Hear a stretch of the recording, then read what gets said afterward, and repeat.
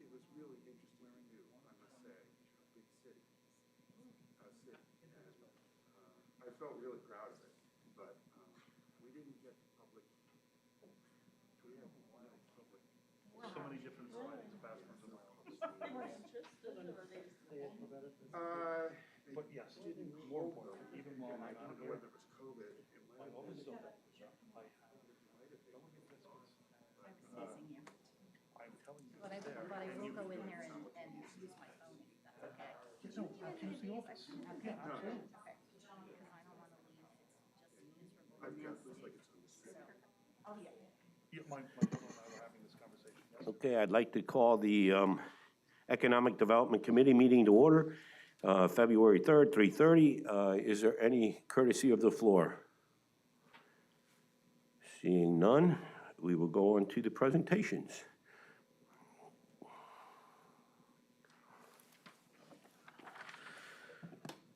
Good afternoon, Council. We're pleased to share, you should have at your stations the draft of the first ever Northampton County Historic and Cultural Asset Plan.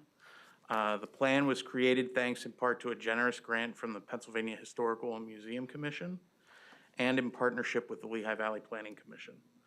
The creation of this plan has had its challenges due to the pandemic.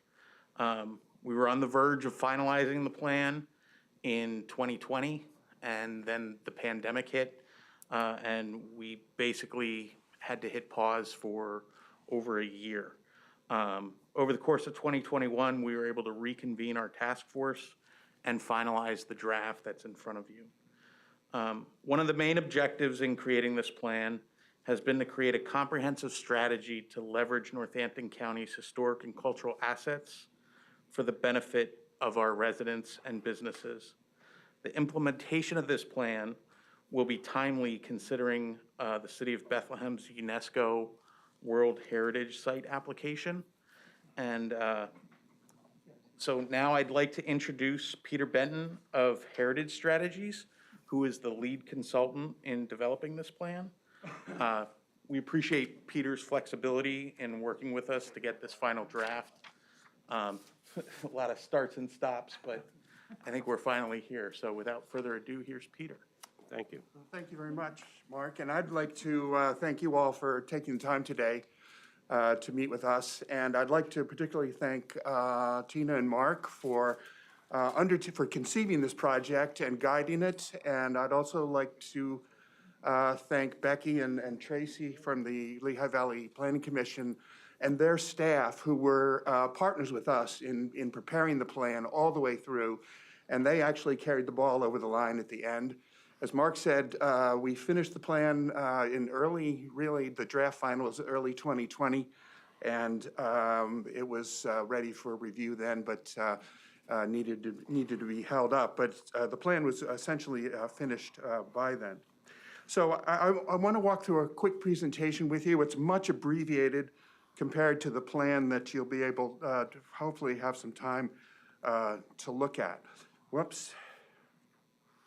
And this is the planning team, Tina and Mark, of course, from DCED and Lehigh Valley Planning Commission and Heritage Strategies, and we had another consultant who works with us. I'm from Chester County, and Bob Wise from RGA was with us working in historic preservation. We worked really very closely all the way through.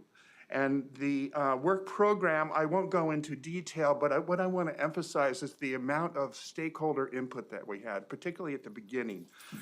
During Task 3 and Task 4, the vision, goals, and policies, and the strategies and workshops, we had a variety of workshops conducted at different locations throughout the county to get input from stakeholders. And the stakeholders were a wide variety of organizations, preservation organizations, interpretive sites, and local communities.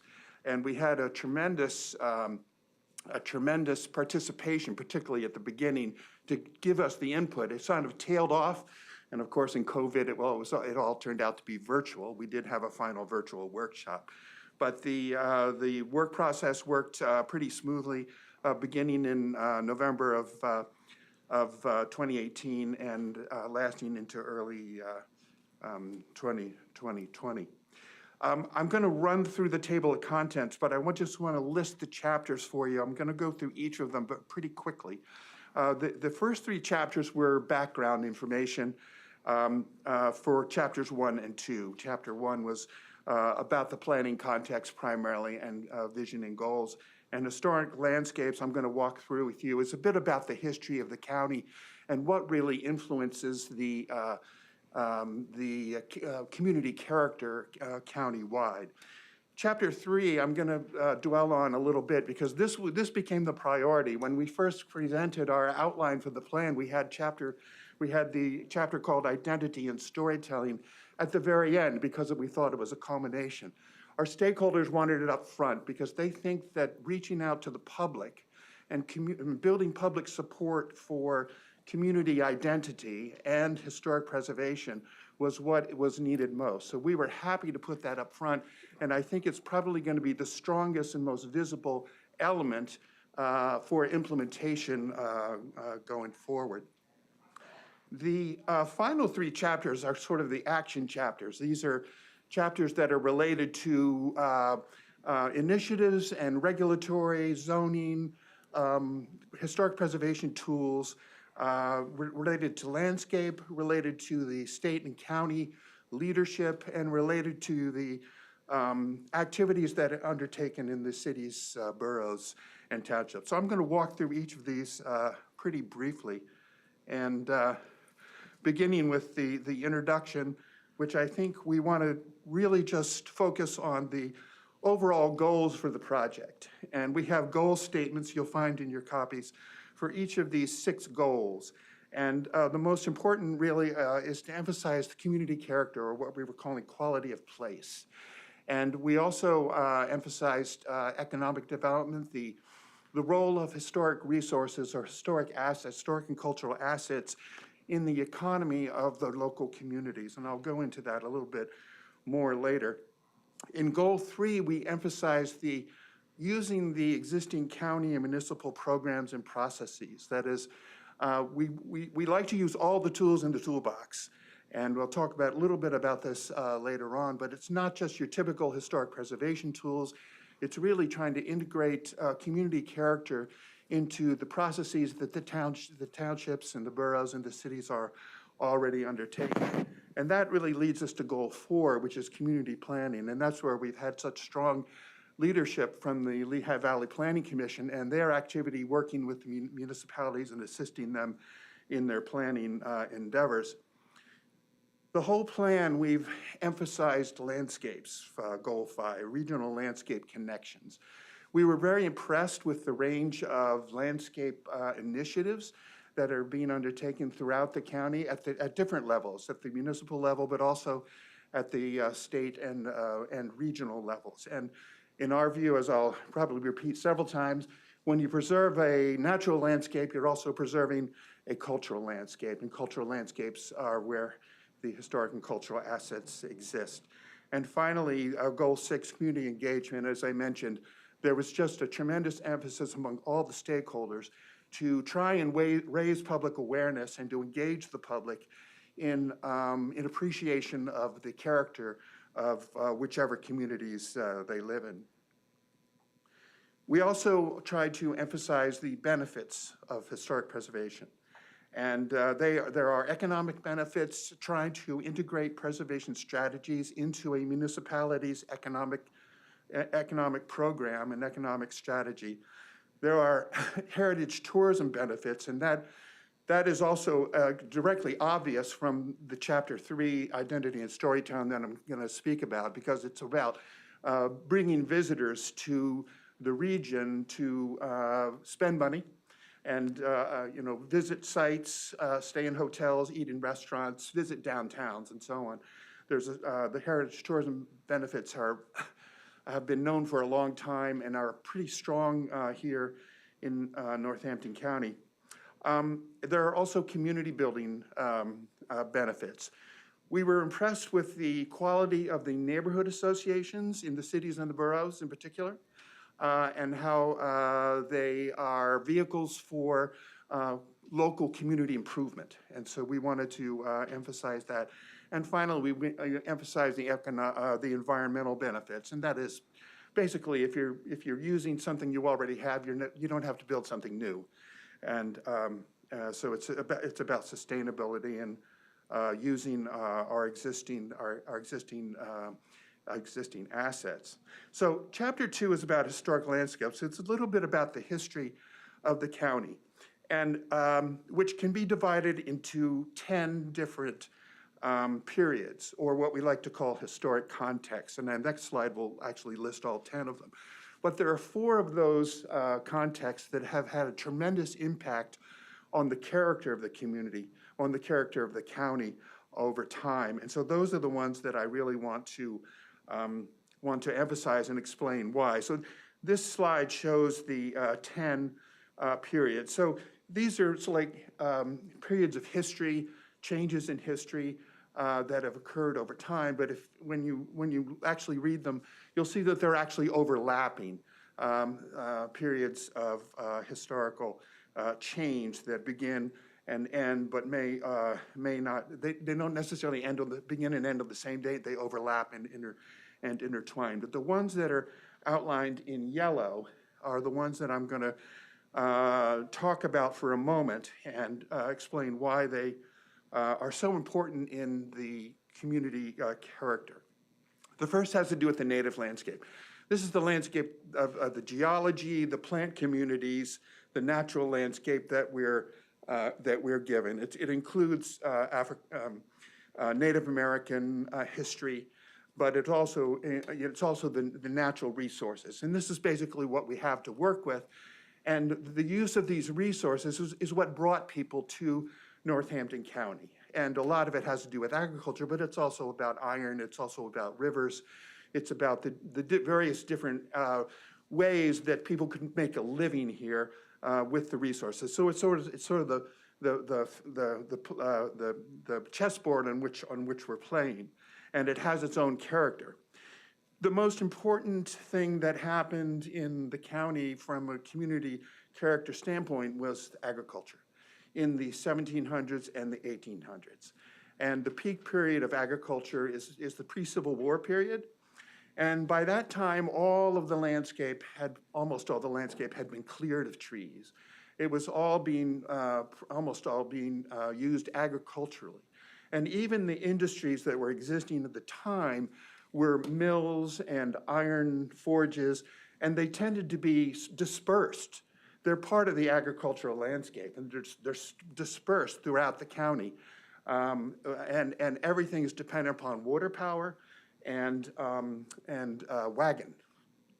wagon transport. So it's before the canals. The canals actually become part of this and don't dramatically change it, but what the canals actually lead to is the railroad era. And of course, I think with Easton and Bethlehem, you're all familiar with what the railroads have done to Northampton County. Basically, they allowed the cities and the boroughs to take shape. And so what you have in the county, even today, is basically an agricultural landscape that then has superimposed upon it cities and boroughs in particular places where the railroads could reach. And during this era, it connected the county to the world, and the railroads enabled the labor force, the raw materials, and the manufacturing facilities all to be gathered in one place, as opposed to being distributed throughout the landscape. In the agricultural period, the industrial facilities were located adjacent to the natural resources they were extracting, whether it was water or iron ore or whatever it was.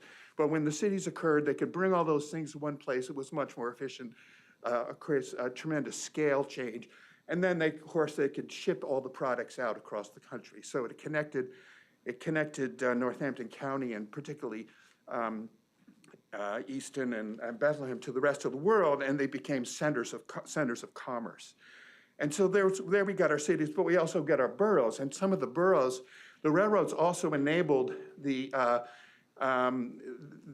take advantage of resources that you couldn't take advantage of before when you're just dealing with wagons and canals. The railroads enabled the slate and the cement to happen here. So it had a tremendous impact upon the settlement patterns that occurred within the county. And then finally, suburbanization. This is the fourth big impact of the 10. Suburbanization is one that we're still dealing with today. It's changed over time, but since World War II, our suburbs have grown, and they have transformed the landscape, and they've sort of overtaken the agricultural landscape, and there are remnants left.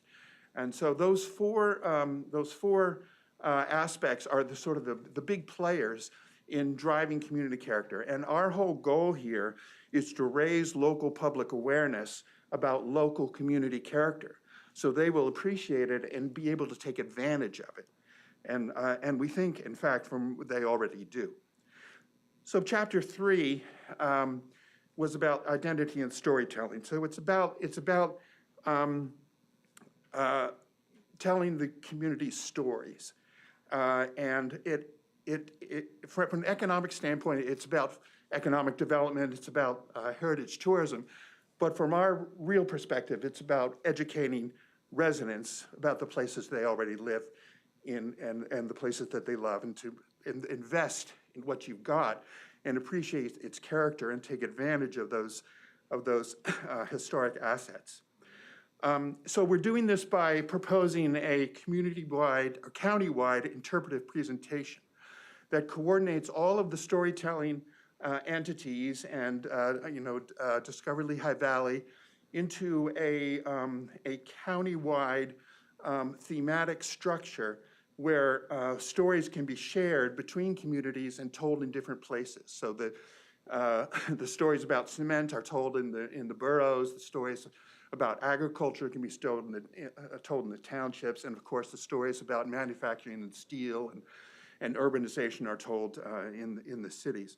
And we're proposing an outdoor exhibit program that would enable self-guided exhibits to be located in places where stories can be told, but you don't necessarily have the manpower or professional individuals to receive visitors. And it's all about communities telling their own stories, and then raising this awareness about community character. So the countywide interpretive presentation has several different important aspects to it. The first is the identity, branding, and promotion. And this is something that requires county leadership, and it's promoted by Discover Lehigh Valley, but you need a county brand, if you will. And you need a graphic identity, and all of the exhibits and all the promotional materials and the websites, and so would use this countywide identity. And we're proposing that the entrance to this countywide presentation would be through a website, through the internet, and there are existing websites that could be used to house this.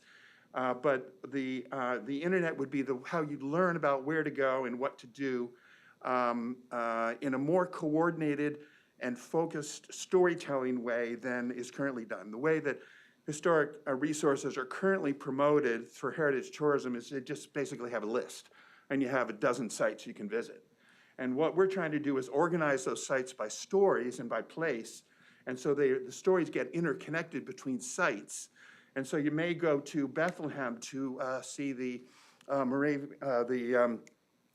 Bethlehem museums, but then you want to go up to Nazareth to see the Moravian up there. So you're basically following the same story from place to place. And the same can happen with the cement and with the story, telling the story of the slate, and also agriculture. So basically, in number 2 here, we're talking about themes and storylines to tell. And the countywide system would provide orientation to visitors. But as I say, it's also orientation for residents. So these next items here are basically the organizational structure for such a story and tell. Regional attractions, local attractions, community interpretive presentations, park, trail, and greenway interpretation, and then themed itineraries. So I'm going to just walk through each of these very quickly. Regional attractions are places that are already visitor ready. These are your primary existing attractions. This is a list of the primary attractions you have. The Delaware and Lehigh National Heritage Corridor, Historic Bethlehem. You recognize all of these because these are the attractions that are currently promoted by Discover Lehigh Valley, and these are mostly nationally known. But the important things are visitor ready. You can start right now with this presentation. You already, in a way, have started. We're just proposing a sort of more intense integration. And these are the leaders who will lead the whole program countywide. And the storylines that they really focus on that are visitor ready are, in fact, the Moravian Church settlement, which is concentrated in Bethlehem and Nazareth, the Canal era, which is mostly DNL National Heritage Corridor, plus all of the canal towns that exist. And then the steel industry and manufacturing, which is really Bethlehem and Easton. And these stories are already being well told and can be further coordinated and sort of lead the overall presentation countywide. The local attractions, and there are a lot of them, are the local historical societies, small sites. It can be even, it can be almost any public place where you could put interpretation. And here's a few of them are listed here. And these folks really participated, were very active participants in the planning. And they often are volunteer driven. So it means they're not going to, they may only be open on Sunday from 1 to 4. And so if we're going to send visitors there, we need to be able to have outdoor exhibits that tell the story when the volunteers aren't there. And so it's a way to integrate these smaller sites, which are distributed throughout the county, into a larger storytelling scheme and connect them. So you have different levels, and so you can connect the levels vertically and horizontally, and have a really intensive experience for visitors who are coming or for residents who are exploring where we are.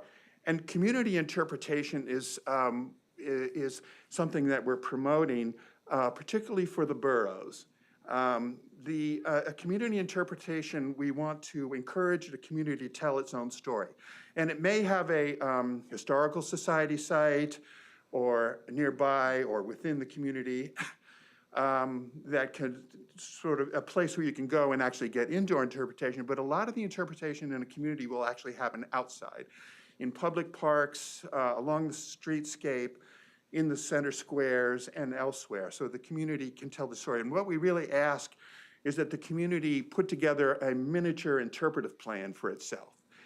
So you, number one, you have to express a desire to participate in this countywide program, and you have to be then, you have to meet certain thresholds of quality. And it was the professional sites, the regional sites that I mentioned before would sort of be our quality control group. And you then identify the stories and the relationships to the countywide storylines and themes.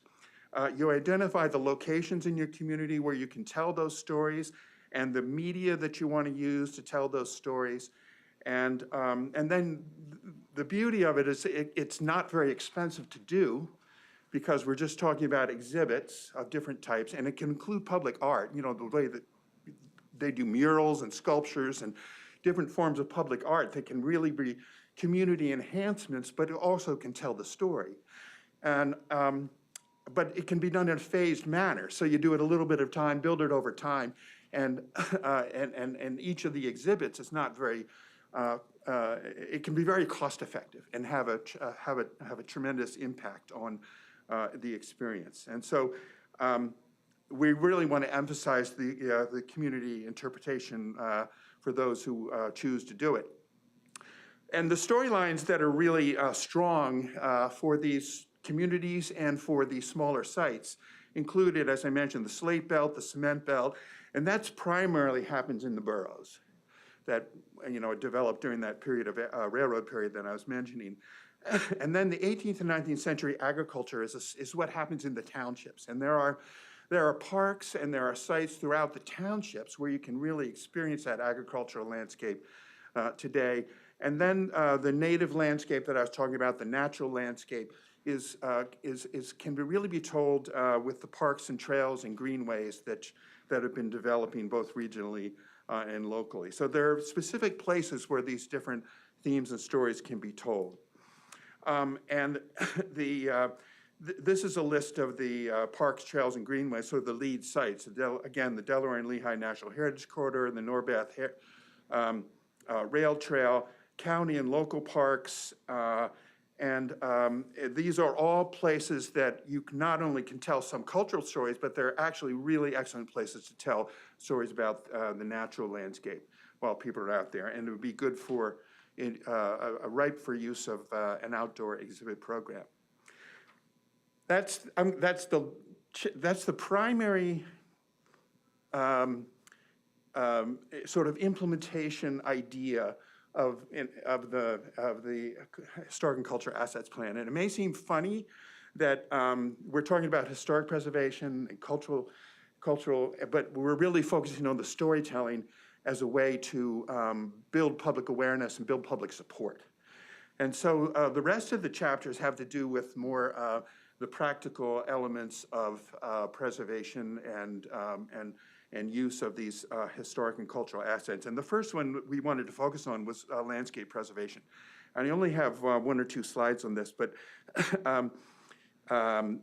we were really impressed with the amount of conservation work that's already going on through your county plans and through the state and regional partnerships, the Lehigh Valley Greenways Conservation Landscape, the Livable Landscapes Plan, other initiatives that are basically preserving open space. And as we say, when you're preserving natural landscapes, you're also preserving cultural landscapes. So there wasn't a single square inch of Northampton County that hasn't felt the presence of human hands upon it. And so what we're trying to do is build historic preservation values into the preservation of conservation landscapes as well. It's really, so we're really supportive of those efforts that are currently happening. One thing I would point out is that you don't, I could be wrong, but you don't appear to have a lot of private landscape conservation happening. It's something that could really be strengthened over time. And you have a lot going on that's sort of government-led, but not quite as much that's sort of private trusts within the landscape. But anyway, we encourage landscape preservation in this plan. We also were really impressed with the agricultural land conservation that's going on. And from our standpoint, again, you preserve those farms, you're preserving historic resources, you're preserving scenic character, you're preserving community character. And so we wanted to highlight the program, the county's current program on farmland preservation, and to encourage it to continue and to incorporate it into this cultural, historic and cultural assets plan. And we would also suggest a parallel program that encourages the farmers to actually preserve their farmsteads as well. There's a lot of focus on the farm fields, and we encourage that, and sometimes there's a reluctance to also focus on the farm buildings. And so there can be parallel programs, and we make some suggestions in the plan. There's some ways to also preserve those farm buildings as well, or provide incentives for those to be preserved. So, but again, the agricultural land preservation is an important part of this plan. And then we want to, I only have one slide on state and county guidance and support, but I mean, that's really why we're here. We can't underestimate the important role of the county in providing leadership to the municipalities. Because, in Pennsylvania, the zoning, the regulatory, the land development, the community character power, as you all know, is at the municipal level. And so the county's role is really to provide incentives and best practices leadership And that's really what DCD has done. It's what Lehigh Valley Planning Commission does. Those the entities that really help because the local communities are mostly volunteer, as you know, and have very limited capacity. In fact, some of the planning that we'll mention here is the need for communities to sort of band together in doing their comprehensive planning and historic preservation initiatives, because the talent, the number of volunteers available are only so many. And we had stakeholders express that to us repeatedly, that they only have so many people who can be volunteers. So the point is that the county is the entity that can provide this vision, leadership, and tools and incentives to get implemented at the local level. And I just want to emphasize that everything that we've done here is keyed off of the county comprehensive plan. And that's why we're working so closely with the Lehigh Valley Planning Commission, who was developing that plan as we were developing our plan. And so we basically, once they got their goals and strategies in place, we adopted them and figured out how we could leverage off them, but also support them through our planning work. And so the final chapter is then where the rubber hits the road in the cities, boroughs, and townships in terms of actual preservation activity. The approach, obviously, the approach has to be customized to each municipality, using a variety of tools. So we basically have to work with what we have on the ground in terms of capabilities and needs. And we wanted to emphasize the municipal and multi-municipal comprehensive plans, and that's what Lehigh Valley Planning Commission was doing, several of these multi-municipal comprehensive plans as we were developing this. And so we were brainstorming back and forth, but the more that we can get these groups of municipalities working together in a common purpose, the stronger the planning will be. And I just want to emphasize that what we're trying to preserve is community character. And trying to emphasize how historic and cultural resources, assets, contribute to that character.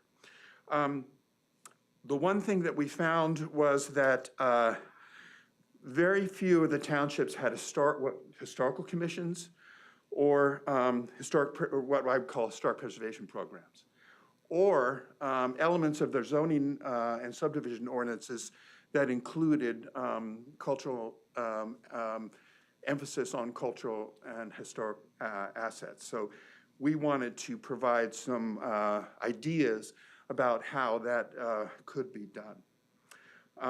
And where appropriate, as I mentioned, we can get communities working together on shared historic preservation programs. So the zoning, subdivision, and land development ordinances, I'm from Chester County, and we have some model ordinances that were developed mainly by the Brandywine Conservancy and the Natural Lands Trust in Media in our township. And they've sort of been, for the last 30 years, every municipality has been copying every other municipality and developing these ordinances. And so we provided those models as potential examples of how zoning and subdivision ordinances in Northampton County might take advantage of some of the aspects that our ordinances have included over time. The most important need that we found was that communities have not inventoried their historic resources, mainly the townships. They have not inventoried them. And so there are two ways to handle that. One is to actually go and inventory them, which is time consuming. And also you can include language in your zoning and subdivision ordinances that requires that historic and cultural resources be inventoried when land development is going to happen.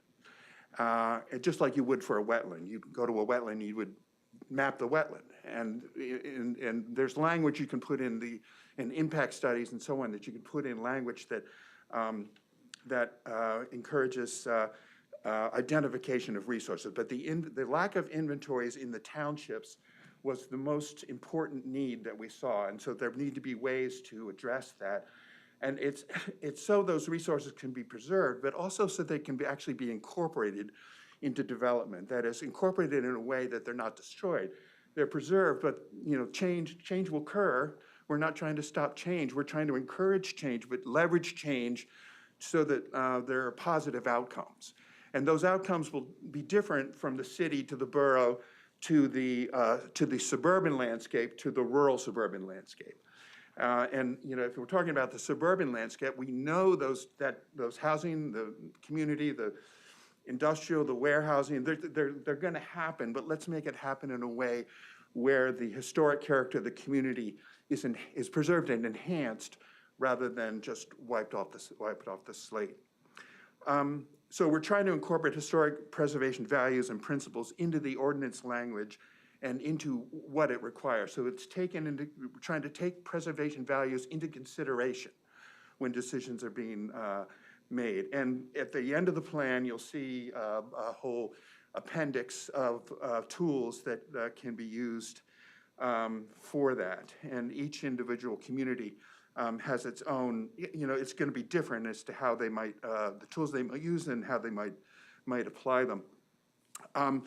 But I also want to emphasize the sort of revitalization and redevelopment. The cities have been redeveloping and revitalizing for a long time, but now we're getting the suburbs are revitalizing and recreating themselves.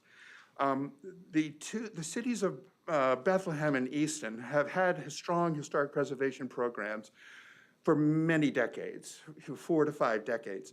And you're all familiar with the results. The downtowns have reinvented themselves, warehouses and industrial sites, obviously we're the classic, the Bethlehem Steel site is the classic, but also here in Easton, turning into condominiums, turning into office sites, reinventing, reusing, and they have been leaders for this for decades. So the approach we took in the preservation plan was they're doing a great job.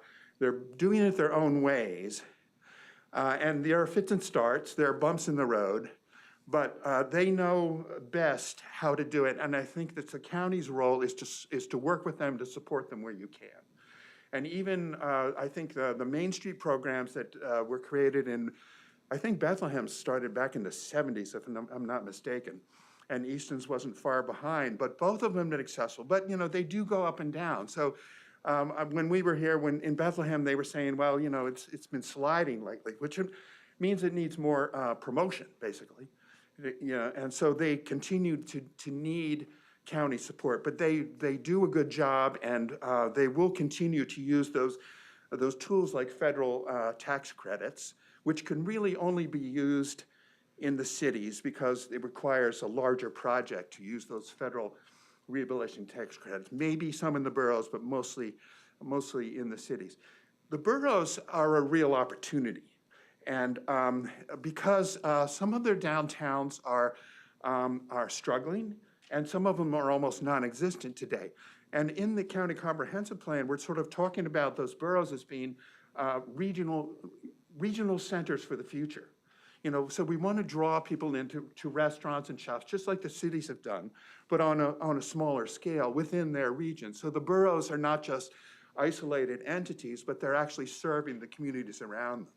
And so when you're planning new development or your growth areas, those growth areas get focused in a commercial sense, economic development sense, in the downtowns of the boroughs. So we feel that the boroughs have the core of the boroughs have economic potential that I think could benefit from some of the kinds of programs that DECD already uses.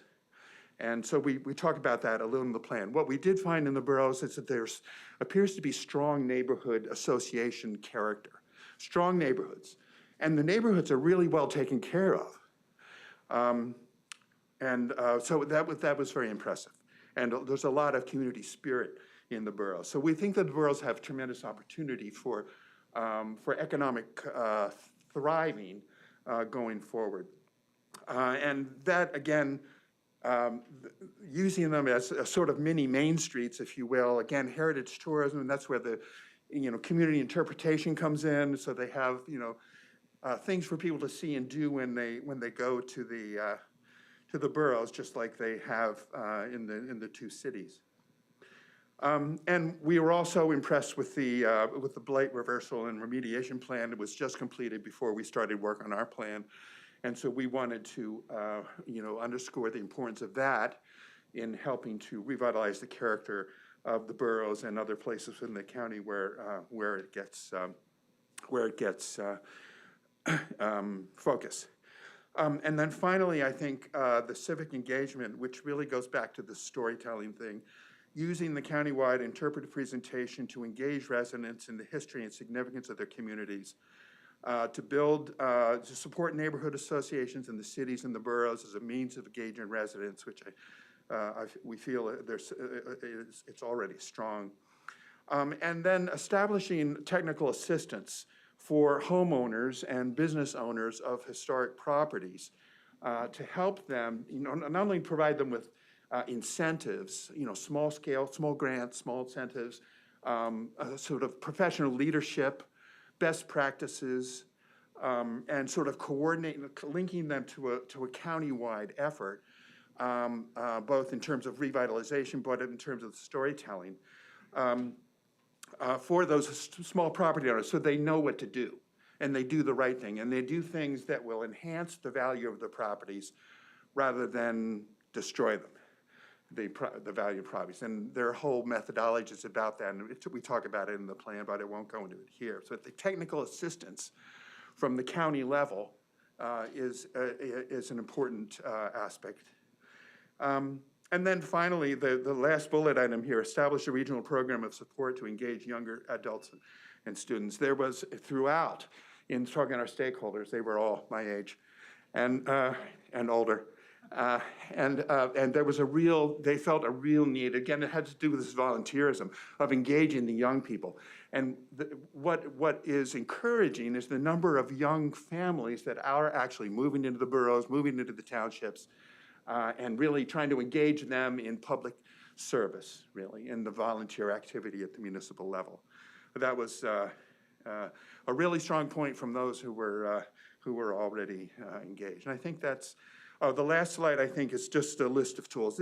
These are sort of planning tools and preservation tools. A lot of these are just the common tools that we use, but there are best practices associated with them. So we talk about them a little in the plan, only as sort of a teaser, but that's where the county leadership is, professional leadership is needed to help the municipalities and property owners understand how they can best use these, where they can get the resources, and how they connect together. I think that's it. I'm sorry to run, but I mean, just go on and talk fast. But I'm happy to answer any questions, and I just hope you take some time and have a look at the plan, and we'll support these folks in implementation, because the county leadership is really critical. Thank you, Mr. Benton. Right. It was very informative, and I appreciate that. Is there any questions or comments or thoughts from the committee? Yes, Ms. Zirinsky. Thank you for your presentation. Thank you. I did like how thorough it was. You have a great book here that we can all peruse later on. One thing that I was really interested in were the model ordinances that you discussed. Yes. Have you presented any of those to the Lehigh Valley Planning Commission yet? And if you have, which ones? And if there are some that are on deck, would you be able to tell us a little bit more about those? Yes, I have. We have. So as part of the plan, we were asked to provide some background materials that could be posted online. Mm-hmm. We were using the model that was used for the blight plan, mm-hmm. and they had a page on your website, on their website, and then we were talking about creating something like that. As part of implementation, similar to our blight toolkit, we're going to have a historic preservation toolkit on the DCED website that will link to some of these model ordinances. Right. Oh, okay. And they would have to be, they'd have to be adapted, and there might be others as well. But we gave some examples of ones that we have used, that we've developed in Chester County that I'm familiar with, and And then any community that's interested in pursuing this can call our office, and we'd be happy to work with them, and the planning commission would certainly work with them to develop ordinances like that. Okay, yeah, because I know there's the multi-municipal COG that's established in the Nazareth area, and I just attended that meeting, and I was wondering if we're trying to integrate things into these individual multi-municipal Yep. COGs, and it's already in motion. That's exactly where we're really focusing the municipal stuff that, we don't necessarily have as much control over. Right. It's educating them through those multi-municipal comprehensive plans, and then also making resources available to them, whether it's through a Grow Norco grant or a hotel tax grant, to implement some of these ideas. That's sort of the incentives that we have to help get them to do some of this. Good, because I think that that's the level that people are trying to do these things at, and without the tools, they can't really implement anything. Right. And so I'm glad to hear that you're doing that. Thank I you. think the multi-municipal comprehensive plans are. The multi-municipal comprehensive plans are the way to implement these programs. And, once you buy into the concepts, the ordinances will get down to the details. But the way in is to get the strategies in place, get the agreement in place through those multi-municipal comprehensive plans. Great, thank you so much. Thanks. Thank you. Is there any other questions? Yes, Mr. Kusick. Yeah, thank you. Very interesting presentation. One of the challenges that I have seen for years and years and years is where a private property owner acquires a historic home or commercial site and does nothing and allows it to run down, and the result is blight. And over and over again, I see municipalities, particularly the boroughs, struggle to enforce ordinances just to, get grass cut, to get, paint and a facade cleaned up. What do you think we can do to remedy that situation? I think strategic economic growth is the tool. And, Tracy was mentioning to me when I came in of how much Northampton County is continuing to grow and how the number of projects that you're looking at. And so trying to focus the economic development in those places, that's why I really think the boroughs are a place to focus. But you need to, it's different from suburban sprawl. And so you need those strategies, and it goes beyond a historic preservation plan. You need those strategies at the planning level that, focus that economic activity in places where it would make a difference. And that's why those downtown areas and, yeah. Yeah, and I'll just mention a few sites in particular. I mean, we saw recently what it took to just clean up the Glendon Hotel. That was a situation that, had it been addressed 30 years ago and not fallen into the hands of someone who couldn't do the work, perhaps it would have been able to be preserved. The Newburgh Inn up in Nazareth, another place. Once these businesses close and they stay closed for years and years, well, then the amount of money it takes to bring them back up to code. And then, in Wilson Borough with the Dixie Cup and some of the older industrial sites. Now, what's nice is when the county or a municipal authority gets a hold of it, then we have things we can do. But I've seen over and over again, the biggest challenge to getting this, to implementing some of these plans, I'm all for private property ownership, but I want people to be responsible. If you take on one of these properties and you can't fix it, sell it, get out. But but it takes years and years and years. I know Sal Panto has struggled to get Yeah, you know, some of these properties around here are up to code, so. Yeah, and Sal has done a tremendous job, and Easton has done a tremendous job. Really impressive, but as you say, the important thing about vacant buildings is they need to be mothballed properly. And so that's where minimum, maintenance codes come into play. Yeah, you need to have those maintenance codes. One of the problems is that the boroughs are hesitant to implement maintenance codes because they don't have, because of legal jeopardy. That's another place you can talk about in the plan where the county can provide the sort of legal background, sort of the muscle, the financing to back up the municipalities. So that's an important tool, but I want to just go back to emphasize that every borough should have a plan for economic development, even if it takes 20, 30 years to do, just like Easton has taken and is taking again and again and again. It's not easy, but there needs to be a plan in place so you don't lose those resources, those assets that are tremendous assets, but you may not realize it for 2 decades. Yeah. Thank you.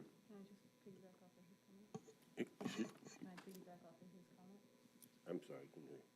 Can I just make a comment Sure, on his? yeah, comment? sure, Okay. absolutely. Yeah, but it's not only in the cities and boroughs. Like, I can think of places like Dempsey's over at Westgate Mall. That place has been sitting there forever and ever and ever. There's like, I mean, I think I was a kid when that place was open for business. And I think of like the area where the Lanco and the Kmart are on 191. I mean, that's in the middle of the suburbs. And then right down the street from that, there's a gas station that's just obliterated right next to a barn that looks like somebody just put all their old junk in there and just left it. You know what I mean? So those are, that's like suburban blight.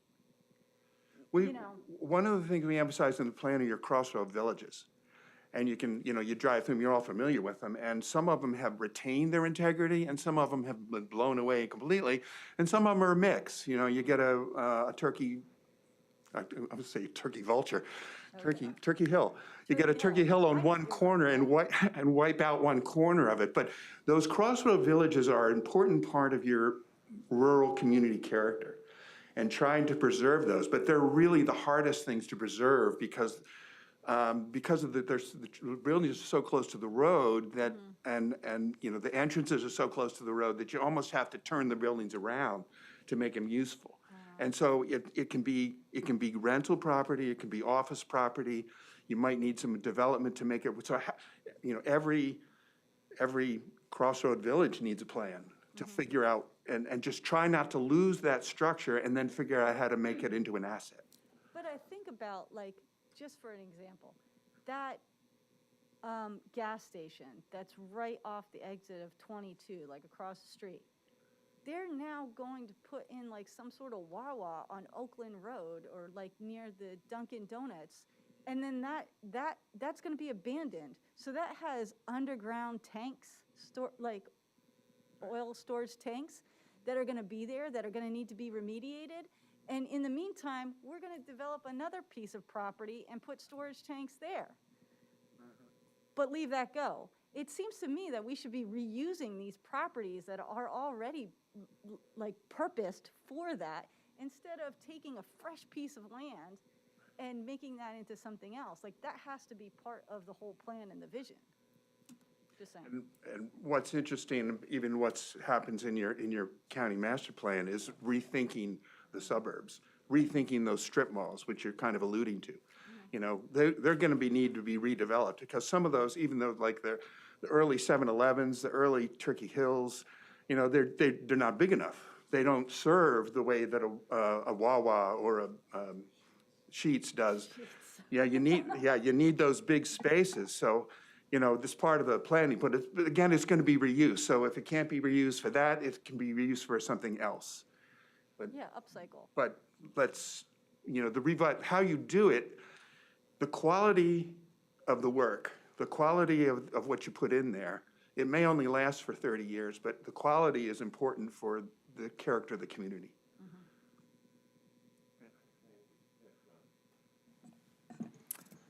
very nice presentation, very informative. But I keep seeing a common theme that, especially in the boroughs and the townships where economic income or revenue, tax revenue is much less, because Bethlehem and Easton have done a fantastic job of preserving their historic features. But the Slate Belt, Bath, many of the townships and boroughs that have a lot of the old farmhouses, farming is tough to make money to begin with, and now you're gonna tell these people, hey, we're gonna come up with a master plan, if you can't afford it, we're gonna look for somebody else to take that land, or, whatever. How do you get these low-income areas the money and the resources to implement we all wanna see more beautiful farmlands in our areas. We'd all absolutely be on board with that. But how do you get these municipalities to, A, get on board, because then they have to play by whatever rules we dictate to them, and then how do you get the resources to make a substantial difference? Because we're not talking about a couple small projects worth a couple $100,000. These are, millions and millions of dollars worth of projects that would have to be somehow brought together. And then how do we decide who gets what? That it seems like there's a lot of great ideas out there. I just don't know where the money's coming from to be able to do such a thing. Do you have grants, state grants or federal grants that you could recommend us looking into? There's a number of state, federal, even local grants that can be applied to this, but a lot of times what you're trying to do is set the table for private investment. Like you're never going to be able to subsidize your way out of the problem. So, our challenge is to try to find, how do we put in the least amount of subsidy to get the private sector to want to come in and take that over. And with historic preservation, there's been tons of studies done that, like, once you start to establish that culture, it makes more economic sense to upgrade these buildings, and the private sector comes in and takes care of it. So maybe you got to do one or two key strategic projects to kind of get things kickstarted, but then the private sector really comes in and takes care of that. A lot of the people, the private sector, the entrepreneurs we're seeing are often young people coming back to their communities. Young entrepreneurs coming back. I mean, the opportunity, the economic opportunity in the boroughs is really fantastic for a young person who's gone out, had experience, wants to come home, and can afford to buy a beat-up building. And we've seen this across the country in places that we've worked, where these young entrepreneurs are the leaders and in this economic revitalization that Mark's referring to. Again, thank you, Mr. Benson. Unless anybody has any critical questions, I'd like to move on. We have two other issues we have to cover today, so unless somebody really needs to get clarification, I'd like to move on. Thank you. Nothing critical, but Aileen's handing out, we just wanted to give you the information on the 2022 grant schedule. So we've got our CDBG program coming up with applications due in May. Hotel tax grants, application due dates in June. The Grow Norcrow program with applications due in July. And the EMS grant awards program with applications due in September. So you've got that information. We will be doing press releases and social media posts. This information will also be sent out to previous applicants and our COG list. So if you have anybody who is interested in any of these programs, certainly please send them to us. And as we start to get information in, our committees will form and meet, and I'm sure some of you will be incorporated into those, and we'll come back to you with lists. Ms. Smith, could you just real quickly describe each grant, just a summary, just so everybody understands what the grants are? Yep. The CDBG, that is one that Frank manages. That is HUD-approved projects for development. Hotel tax grants, Karen takes care of those. Those are basically from our in-house funds through our hotel tax revenue for tourism-related projects. The Grow Norco, Sarah in our office takes care of those. That's also funded through our table games revenue. That is open for municipal projects, municipalities, and nonprofits. And then our EMS is our emergency services, which Sarah also manages, which goes through funding through table games.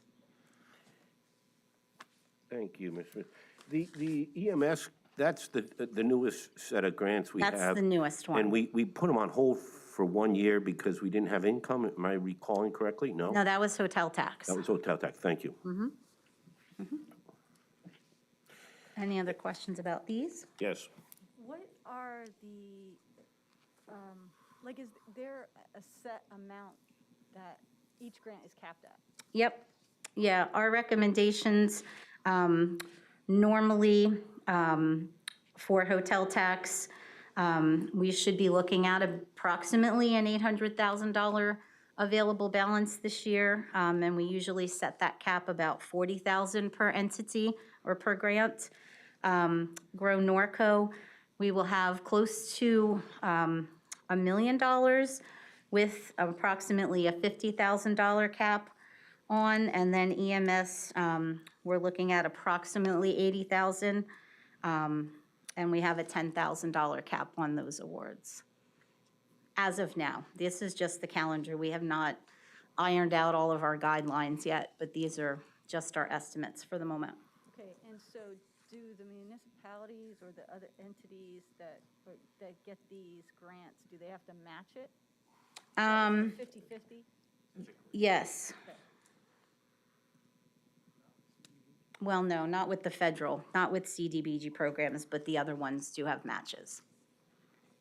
Yeah, because I'm thinking specifically with like an EMS grant, like let's just say somebody needs like a fire truck, Yep, like $10,000 isn't gonna cover it. right, That's gonna make a dent, but then how, where do they get the rest of it? right, the municipality. Right. Yep, a lot of times they partner or the entity themselves, it just depends on the project. Okay. Yes. How much were in the first two, the community development block grant and the hotel tax grant? Hotel tax, we will have approximately 800,000. The federal allocation has not officially been released by Congress yet. If we go by last year's amount, we're just over 2 million.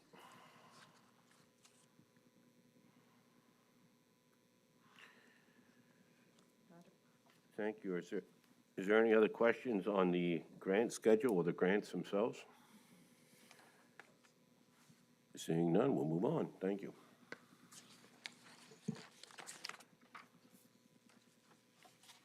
Housing?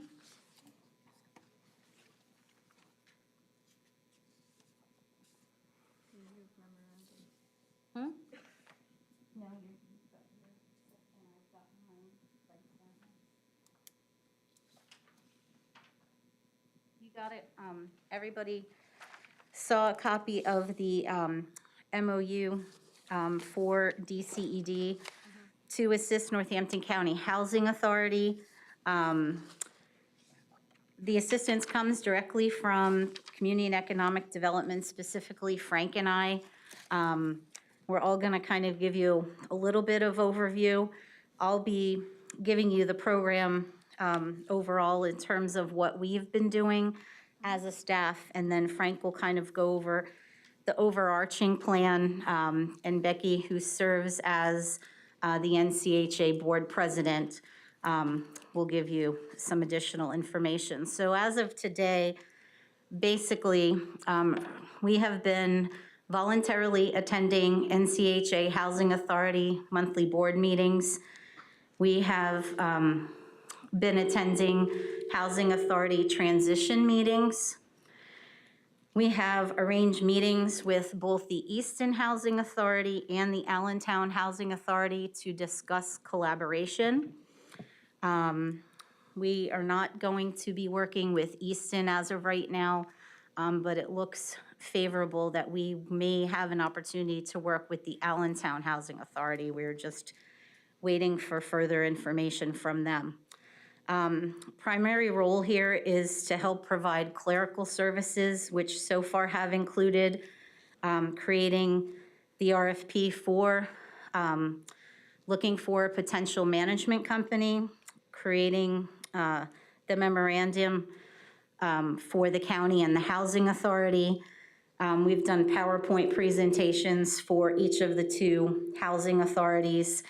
We've obtained information from Nazareth's Police Department regarding call logs for the year 2021 for the Oliver Border House. And we've done outreach to the Nazareth Fire Department regarding safety fire codes and building evacuation procedures. So that's where we are functioning as a DCED team today. And then, Becky, you want to give them your... Good evening.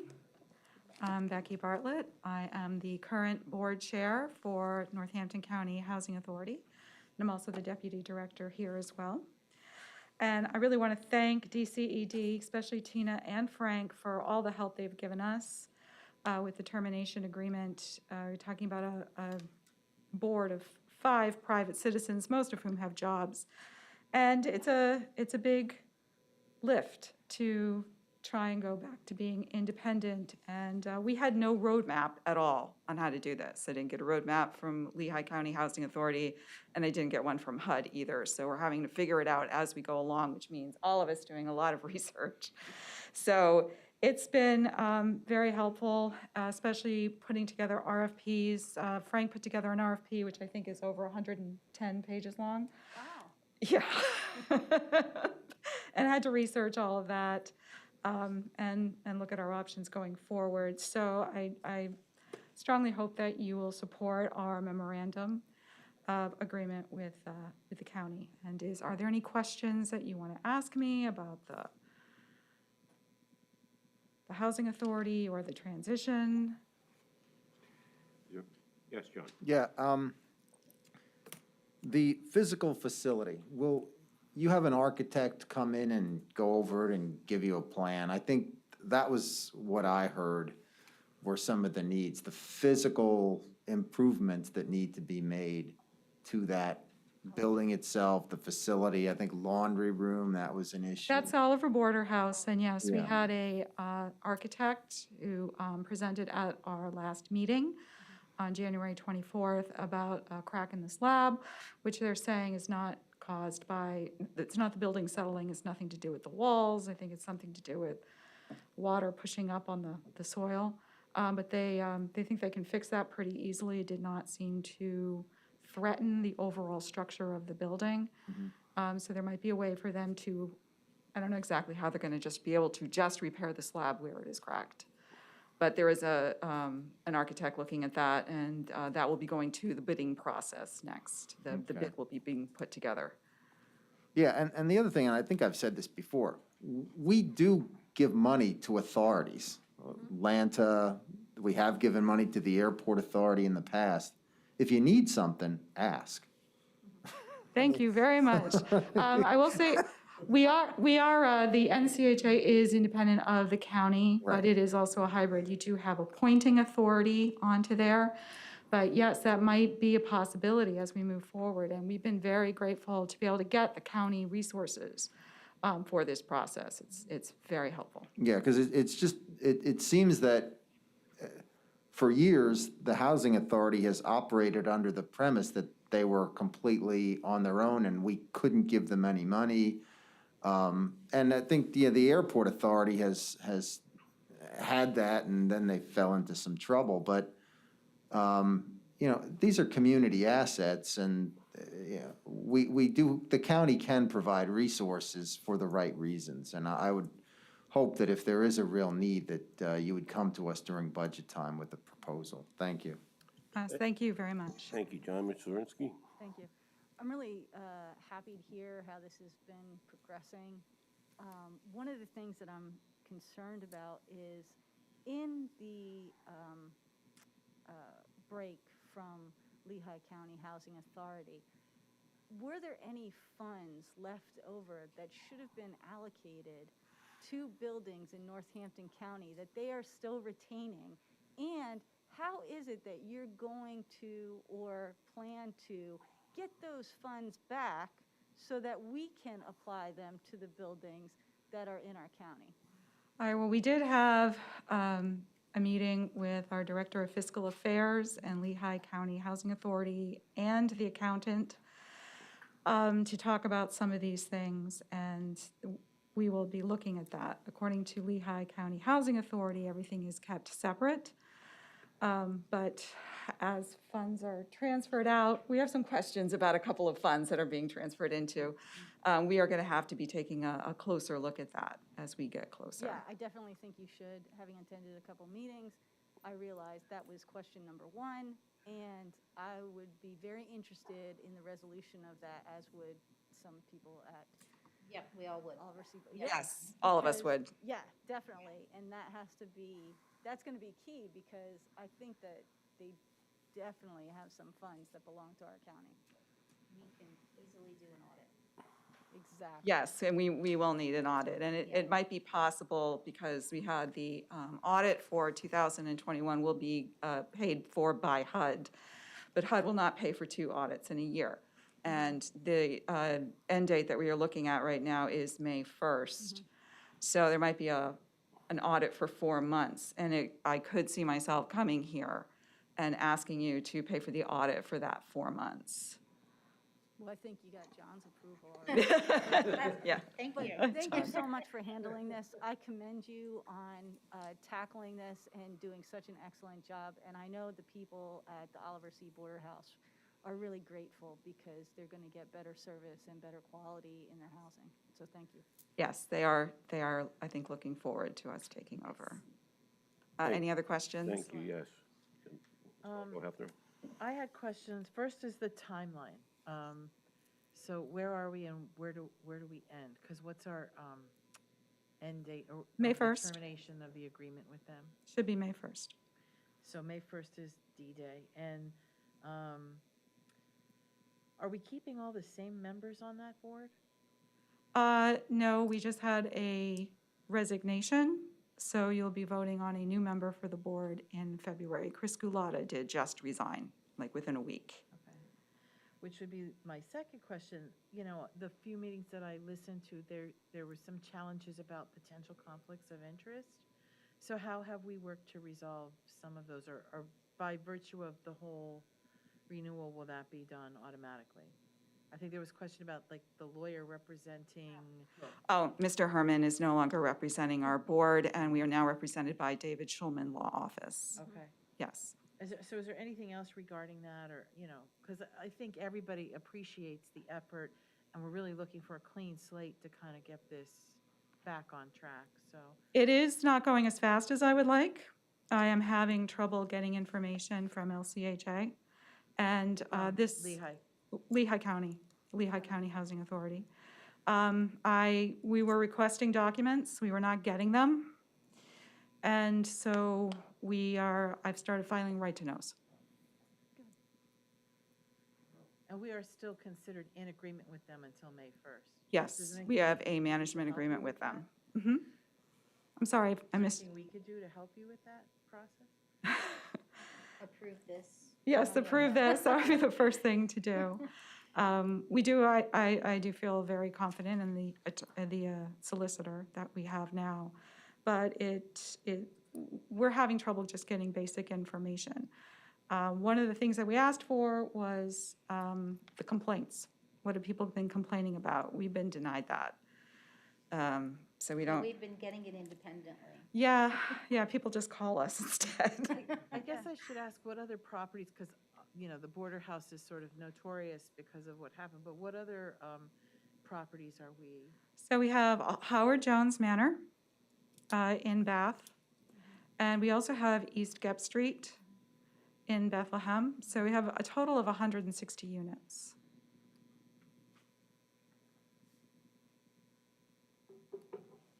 Thank you. Thank you for your fidelity to this situation.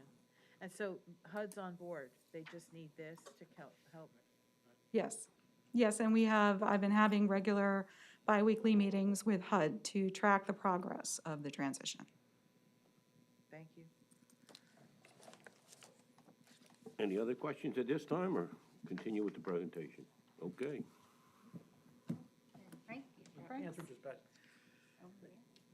Answered just about everything I want to say. I just want to make sure that everybody knows this MOU has been driven by HUD. I mean, they really want to make sure that since it's an autonomous agency, we really have to make sure that our role is clear. We have to have an end date, and you see it's a 10-month agreement, so there's a definite end date for this too. So it's more HUD-driven. And I did want to let you know that we did have 3 activities with the Housing Authority already. I mean, we've made improvements to the senior center at Oliver Border House. That's a project coming up in the spring. We worked with the Housing Authority to increase the number of housing vouchers our department did. And our department, since we managed that tenant eviction prevention program, or the CMED program, we looped the Housing Authority in to make sure that any one of their tenants that had arrears in their rent or utilities were covered by this, to make sure there would be no more evictions. So we've had a good, long relationship with the Northampton County Housing Authority. That's probably why that we get along, and they asked us to kind of, intercede here and help them out. So that's just to put it in context.